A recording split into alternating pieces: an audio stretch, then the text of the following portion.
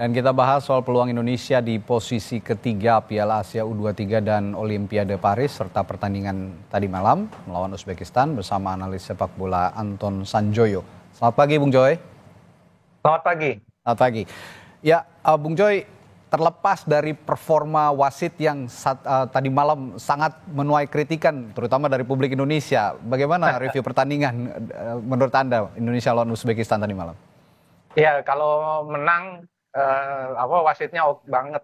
Tapi kalau kalah wasitnya dikritik ya, Itu ya. biasalah itu. Tapi overall memang Uzbekistan satu kelas di atas Indonesia. Ya. Saya sendiri harus jujur mengakui saya overlook. Saya awalnya tidak melihat mereka sebagai favorit. Saya lihatnya Korea, Jepang gitu ya.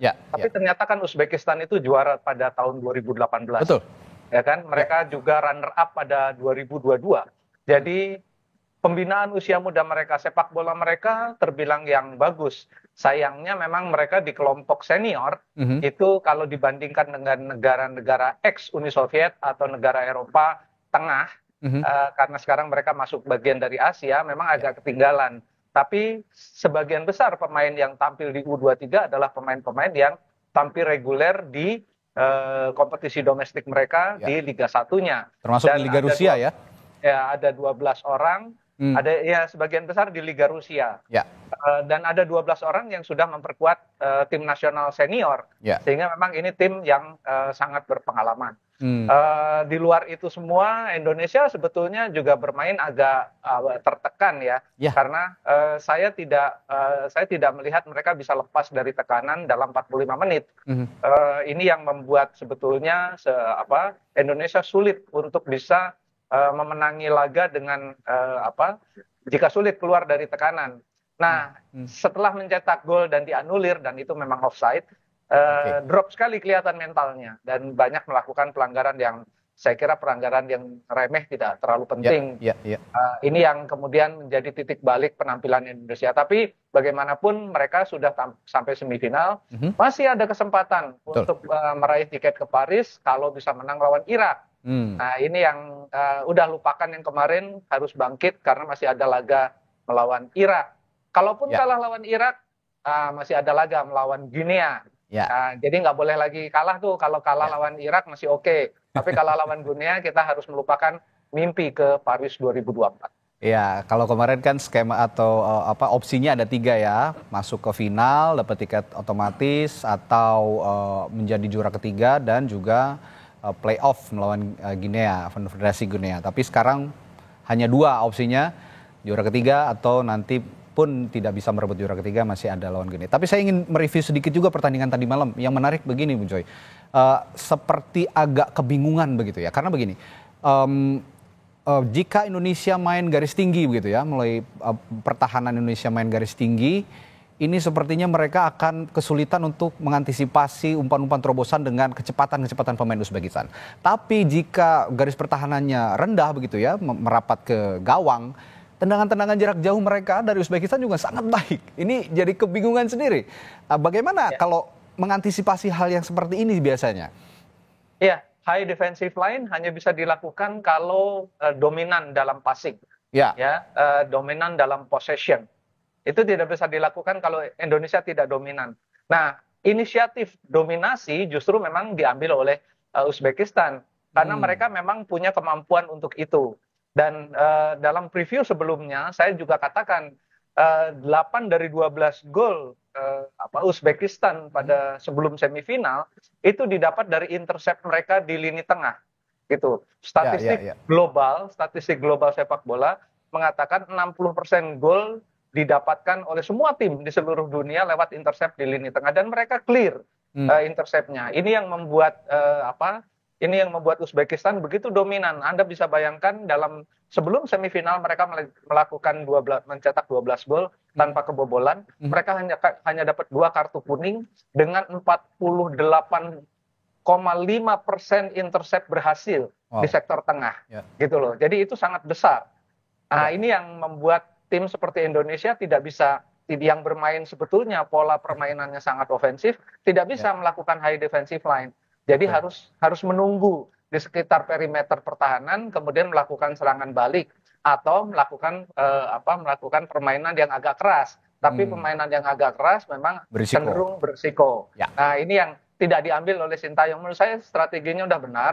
Cuma sayang memang Indonesia tidak punya pelari-pelari yang cepat dengan fisik yang siap beradu dengan para pemain belakang dari Uzbekistan yang ada 2 pemain dengan caps internasionalnya udah lebih dari 20. Jadi memang kemarin itu Indonesia harus belajar banyak lah, harus mengakui bahwa Uzbekistan memang unggul di semua lini. Unggul 1-2 kelas lah ya di atas kita. Karena memang kalau saya lihat body charge-nya luar biasa, lalu pace larinya juga sangat cepat gitu ya. Jadi ini yang jadi PR sepertinya dari Coach Sintayong nanti kalau memang menghadapi tim-tim yang punya body charge luar biasa bagus dan juga kecepatan yang luar biasa tinggi. Kalau kita lihat ada Indonesia bukan tanpa peluang, bahkan sempat mencetak gol meskipun dianulir oleh wasit karena dinilai offside ya setelah direview melalui video assistant referee atau VAR. Anda melihat VAR keputusan wasit sudah tepat?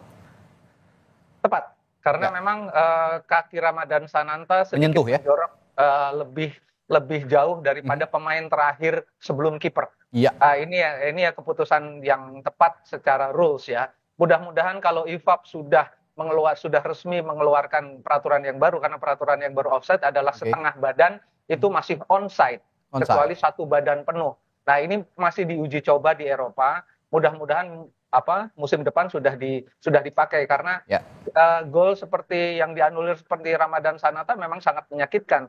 Sama menyakitkannya sebetulnya dengan Korea yang melakukan gol pertama, memasukkan gol pertama. Ya, itu pun dianulir ya.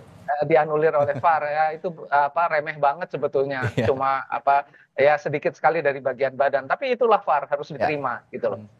Satu lagi yang juga jadi pembicaraan dan perdebatan gitu. Red card atau kartu merah yang diterima Rizky Ridho. Ini ada yang bilang katanya Rizky Ridho itu melakukan clearance.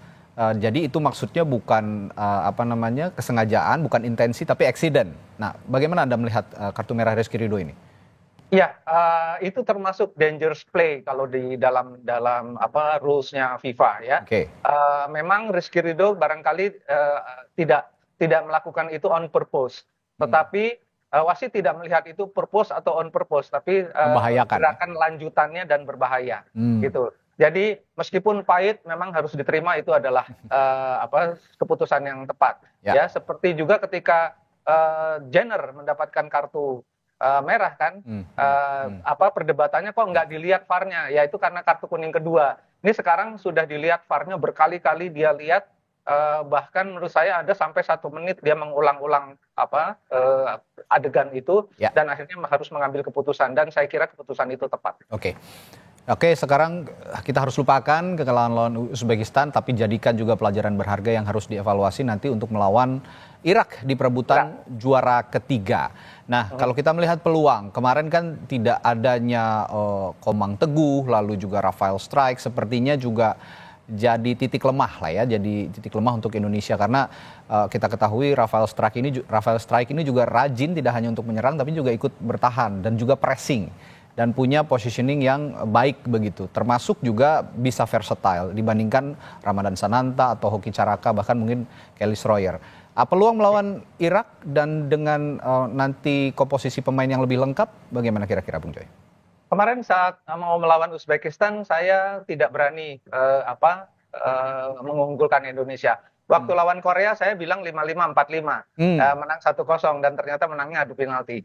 Sekarang lawan Irak saya berani 5-5-4-5. Irak tidak sebagus Uzbekistan, harus jujur. Saya semalam juga melihat mereka melawan Jepang, tidak banyak berkutik melawan Jepang ya. Memang ada shot 3 atau 4 shot on target, tapi Jepang 16 shot on targetnya. Jadi kalau melawan Irak saya yakin Indonesia bisa menang. Bahkan kalaupun harus lewat adu penalti, enggak apa-apa gitu loh. Jadi tapi menurut saya secara teknis setara. Uzbek sedikit di atas Indonesia, Irak menurut saya sama gitu loh. Kecuali tim seniornya ya. Tapi kalau tim U23 masih sama, bahkan Indonesia ada beberapa sedikit keunggulan.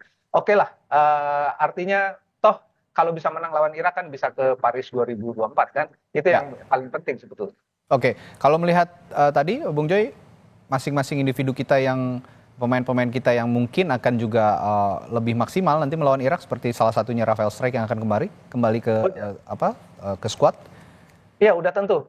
Kemarin itu Indonesia kehilangan besar strike ya. Dia dalam 3 pertandingan terakhir kan nggak bikin gol, tapi bikin kocar-kacir pertahanan lawan, bikin Marcelino bisa bikin gol, bikin Komang bisa bikin gol, bikin Witan bisa bikin gol, ya kan? Dan dia baru bisa bikin gol ketika melawan Korea, dan itu golnya cantik-cantik. Nah, ini Indonesia kehilangan. Ketika nanti lawan Irak, dia harusnya tampil lebih perform bagus ya, karena dia udah istirahat 1 pertandingan, lebih bugar dari pemain yang lain, mudah-mudahan bisa memberi solusi bagi tim Indonesia U23. Saya jadi teringat perbincangan kita terakhir, Bung Joy, bahwa kita sempat kritik gitu ya, ini justru pemain-pemain naturalisasinya kok nggak ada yang maksimal, dan Rafael Strijk ternyata menjawab hal itu besoknya melawan Korea dengan menceploskan 2 gol. Jadi kritik kita juga ternyata dijawab langsung oleh Rafael Strijk ini.